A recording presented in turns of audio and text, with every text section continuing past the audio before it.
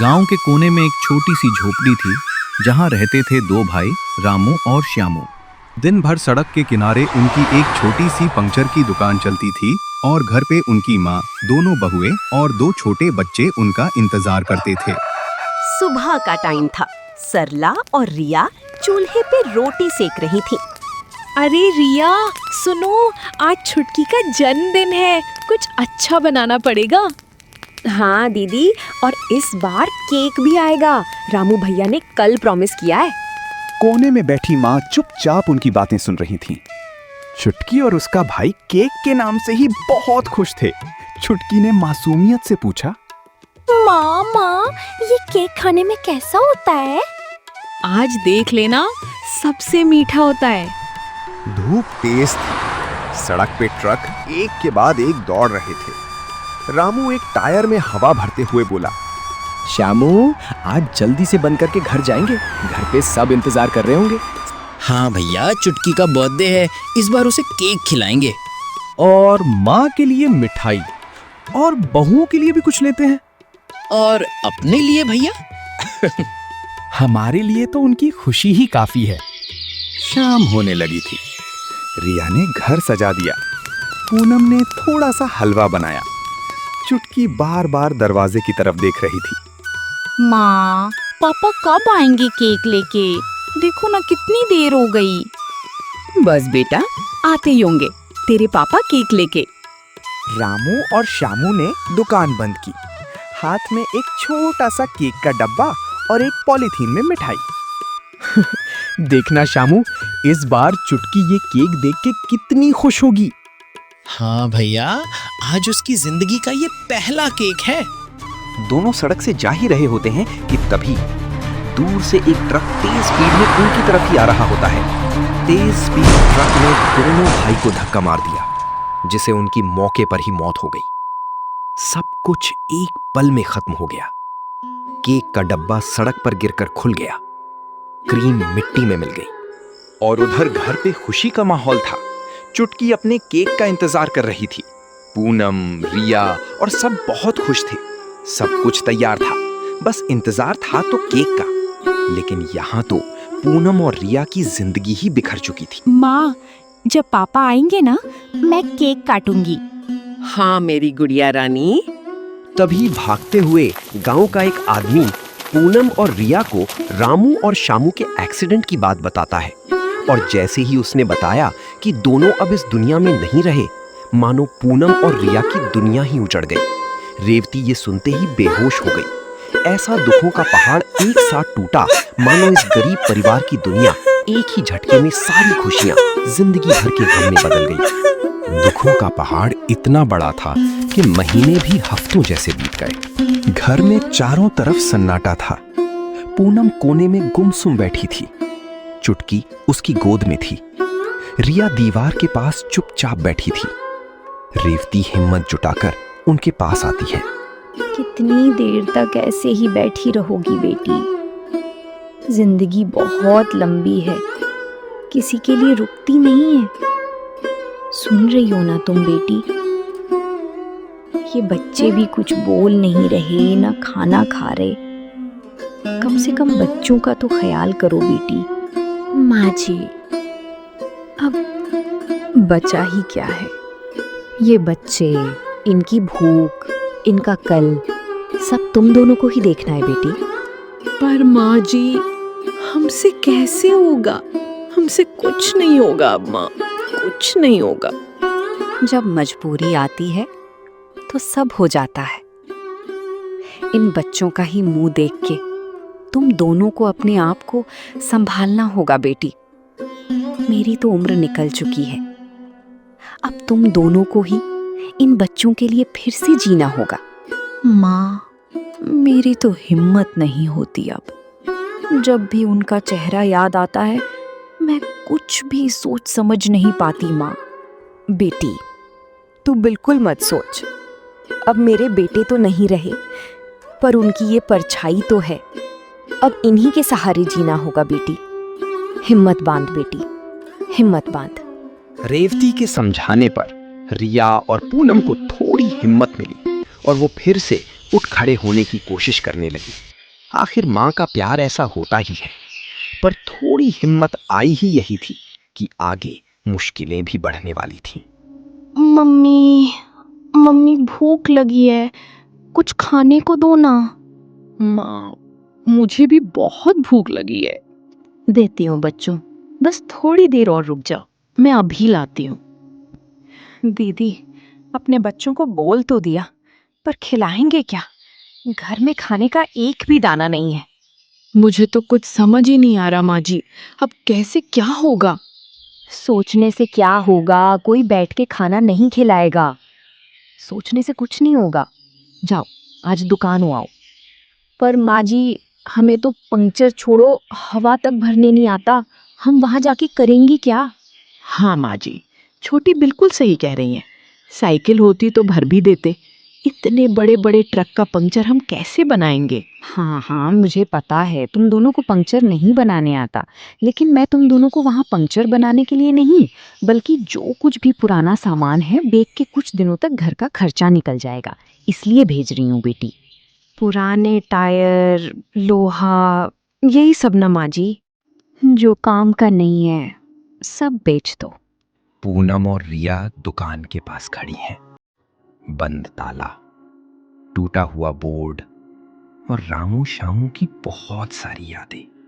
दीदी, दिल नहीं कर रहा, मेरी तो हिम्मत ही नहीं हो रही दीदी। दिल के करने ना करने से कुछ नहीं होगा छोटी, हमें हिम्मत करनी ही होगी। अपने बच्चों को मैं भूखा नहीं मार सकती, तुम भी हिम्मत रखो छोटी। पूनम ताला खोलती है, दोनों अंदर जाती हैं। अंदर अंधेरा, इधर उधर पुराने टायर, फटे ट्यूब, बेकार लोहा। दीदी, इतना सामान पड़ा था यहाँ? हाँ, पर काम का नहीं है अब। ये सारे टायर भी दे दे? हाँ, जो फट चुके हैं सब निकाल दो। दोनों सारा बेकार सामान निकाल के कबाड़ी वाले को बेच देती है और बेचे हुए पैसों से घर का राशन और कुछ जरूरी सामान लेती आती है। ऐसे ही कुछ दिन बीत जाते हैं। देखते ही देखते दुकान का कुछ सामान छोड़ सारा दुकान खाली हो जाता है और अब बेचने के लिए कुछ रह नहीं जाता। दोनों बहुएं सोच में पड़ जाती हैं। दीदी, सारा दुकान तो बेच ही डाला, अब बस ये टायर ही बचे हैं, इनसे क्या ही हो पाएगा? हाँ, और इनसे अब घर भी नहीं चल पाएगा। 2 बच्चे हैं, माँ जी है, हम दोनों हैं, रोज का खर्चा है, कैसे होगा सब? छोटी, मुझे तो कुछ समझ ही नहीं आ रहा, समझ नहीं आ रहा कि क्या करें। तभी रेवती आती है। बस सोचती ही रहोगी या कुछ करोगी भी? माँ जी, हमें तो कुछ समझ ही नहीं आ रहा। जहाँ रोटी का सवाल होता है ना, वहाँ दिमाग खुद चल पड़ता है। तुम दोनों भी कुछ सोचो, भगवान रास्ता जरूर दिखाएगा। जैसे तैसे कुछ दिन बीत जाते हैं। एक दिन दोनों बहुएं दुकान के बाहर खड़े सोच रही थी। रिया बहुत देर से टायर की तरफ देखे जा रही थी। छोटी, तू कब से इन टायरों को देखे जा रही है? ये टायर नहीं बिकने वाले, ये किसी काम के नहीं है अब। दीदी, एक बात बोलूं? गांव में लोग घर के पास पौधे उगा लेते हैं ना? हाँ, मैं भी तो लगाती थी। धनिया, लौकी, नेनुआ और मिर्ची का पौधा तो अभी भी है। तो क्यों ना हम ये सब ज्यादा पौधे लगा के मंडी में बेचा करें? तू भी ना छोटी, वो तो मैं बस घर के लिए थोड़ा बहुत पौधे लगा देती थी। मंडी में बेचने के लिए खेती होनी चाहिए और हमारे पास तो जमीन भी नहीं है कि खेती कर सके। दीदी, खेत नहीं है तो क्या हुआ, ये टायर तो है ना? छोटी, तुझे बुखार तो नहीं है ना? ये बहकी बहकी बातें क्यों कर रही? मुझे कुछ समझ नहीं आ रहा, तुम कहना क्या चाह रही हो? अरे दीदी, मैं बिल्कुल ठीक हूँ। मेरे कहने का ये मतलब है कि जब जमीन कम पड़ने लगी तो लोग ने नई और बेहतरीन टेक्निक का इस्तेमाल करना शुरू किया। जगह कम हो और फसल अच्छी और ज्यादा चाहिए तो आजकल लोग पुराने टायर में खेती शुरू किए हैं, जिससे जगह भी ज्यादा नहीं लगती और फसल भी अधिक मात्रा में होती है। ये तो सच में बहुत ही कमाल का जुगाड़ है छोटी। सोचना क्या है फिर, कुछ ना होने से अच्छा कोशिश तो कर ही सकते हैं। फिर क्या था, दोनों बचे हुए सारे टायर घर ले आती हैं और मिट्टी भरना शुरू करती हैं रेवती की मदद से। उसमें तरह तरह के सब्जी के बीज लगाती हैं और रिया सारे पौधों में पानी देती है। ऐसे ही पौधों की सेवा करते करते बहुत दिन बीत जाते हैं और पेड़ भी बड़े होकर फल देने लगते हैं, जिसे देख सबको विश्वास ही नहीं होता कि इतने कम जगह में इतनी अच्छी सब्जियां। देखा, मैंने कहा था ना, मेहनत करो तो भगवान भी रास्ता दिखाता है। हाँ माँ जी, मुझे तो अब भी विश्वास नहीं हो रहा, इतनी अच्छी पैदावार। पहले तो मैं रिया की बात पर हंस रही थी, लेकिन अब समझ आया टायर की ताकत। हाँ दीदी, मैंने तो बस वीडियो में देखा था, पर आज सच में देख रही हूँ। हमारी मेहनत रंग लाई। हाँ हाँ, शाम में सब्जियाँ तोड़ के रख लेना और सुबह ही मंडी के लिए निकल जाना। भगवान करे सब कुछ अच्छे से बिक जाए बस। हाँ माँ जी, अब सब अच्छा ही होगा। अगली सुबह होते ही पूनम और रिया ठेले पे सब्जी सजा के मंडी के लिए निकल जाती है और मंडी में जगह ना होने की वजह से एक कोने में अपना ठेला लगा लेती है। दीदी, हमें तो किसी ने जगह ही नहीं दी, और इतने कोने में तो कौन ही हमसे सब्जी लेगा। अभी हम नए नए हैं ना छोटी, कोई भी हमें बीच मंडी में जगह नहीं देगा। अब जो भी है यहीं से शुरुआत करनी होगी। देखते देखते काफी समय बीत जाता है, लेकिन एक भी ग्राहक दोनों से सब्जी लेने नहीं आते। अगल बगल में ग्राहकों की इतनी भीड़ देख रिया का मन और भी दुखी हो जाता है।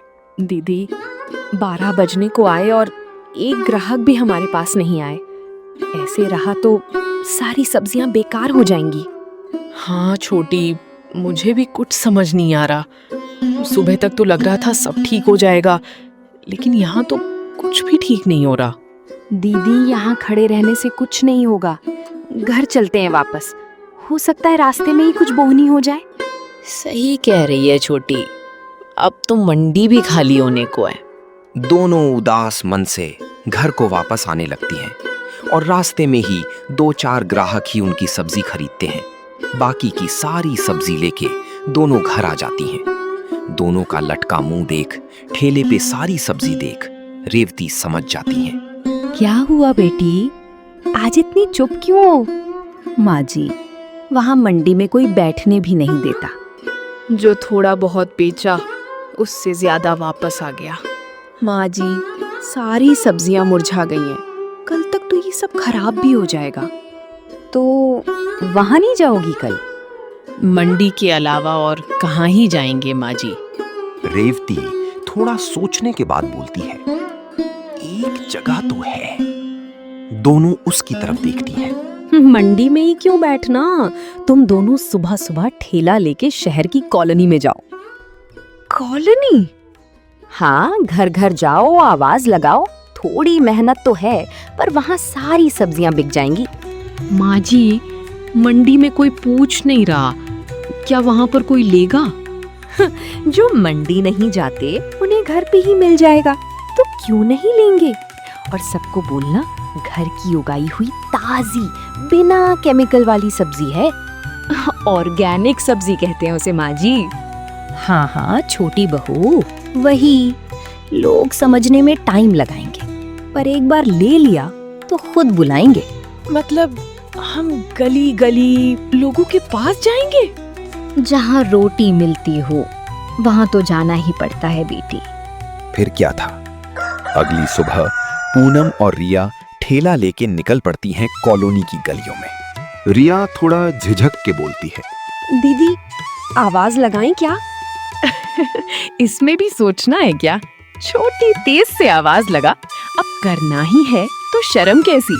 ताजी सब्जी ले लो, घर की उगाई हुई सब्जी, ताजी ताजी बिल्कुल फ्रेश सब्जी ले लो, ले लो ले लो, ताजी सब्जी ले लो।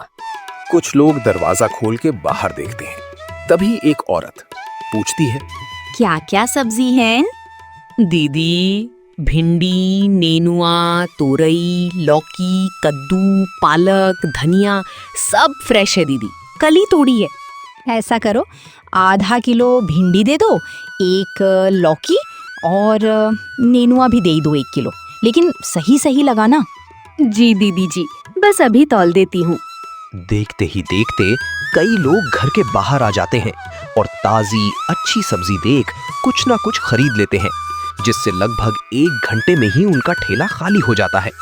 ऊपर से अगले दिन के लिए भी कुछ ऑर्डर मिल जाते हैं, जिसे देख दोनों बहू बहुत खुश हो जाती हैं और एक बार फिर से उन्हें हिम्मत मिल जाती है। माँ जी, आज तो सब बिक गया। आपका आइडिया तो काम कर गया माँ जी। हाँ माँ जी, और ऊपर से कल के लिए ऑर्डर भी मिल गया। बहुत बढ़िया मेरी बेटियों, तुमने कर ही दिखाया। मैंने कहा था ना, भगवान के घर देर है अंधेर नहीं। सच्चे मन से की गई मेहनत देर से ही सही मगर फल जरूर देती है। खुश रहो मेरे बच्चों। अब ऐसे ही रोज दोनों बहुएं सब्जी तोड़ ताजी ताजी सब्जियां घर, कॉलोनी और आस पड़ोस में सब्जियां पहुंचाने लगी। और अब तो ग्राहक भी फिक्स हो गए थे, जिससे अब एक ठेला ना रखकर दोनों अलग अलग ठेले लगाने लगी और अपने रोजगार को और बड़ा कर दिया। और एक बार फिर से वो दिन आता है जब चुटकी को केक का इंतजार नहीं करना पड़ता और वो पहली बार अपना बर्थडे का केक काटती है और सब हंसी खुशी अपनी जिंदगी जीने लगते हैं।